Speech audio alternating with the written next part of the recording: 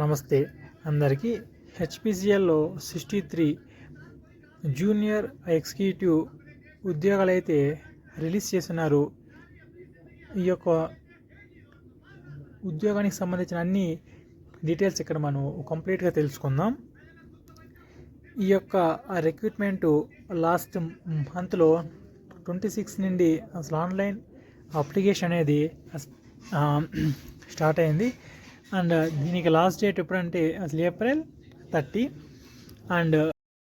And HPCL అంటే Hindustan Petroleum Corporation Limited. ఇక్కడ role అసలు ఏది ఉంటుంది అంటే junior executive or junior engineer ఉంటుంది. అండ్ మనకి ఎన్ని ఖాళీలు అయితే ఇచ్చినారు అంటే 63 కొత్త ఖాళీలతో హెచ్పిసిఎల్ రిక్రూట్మెంట్ అనేది తీసుకువచ్చారు.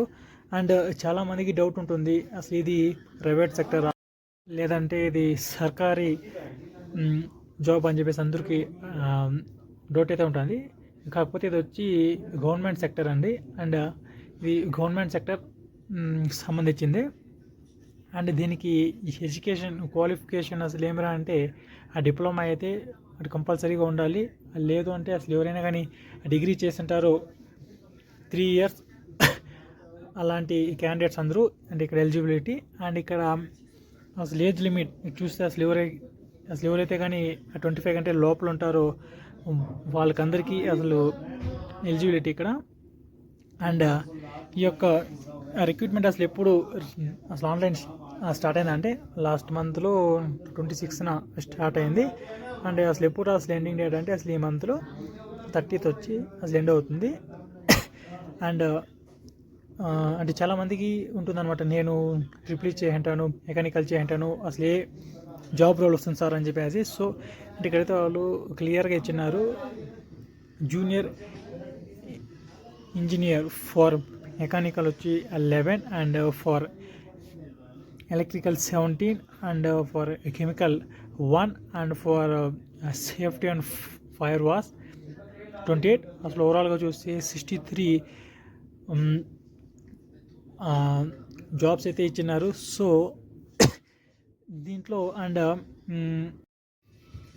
అండ్ సెలక్షన్ అసలు ఏ విధంగా ఉంటుంది అంటే చాలామందికి ఏమంటే దీనికి ప్రీలిమ్స్ ఉంటుందా లేకపోతే అసలు ఓన్లీ అసలు ఒకే ఎగ్జామ్ ఉంటుందా అని చెప్పేసి డౌట్ ఉంటుంది.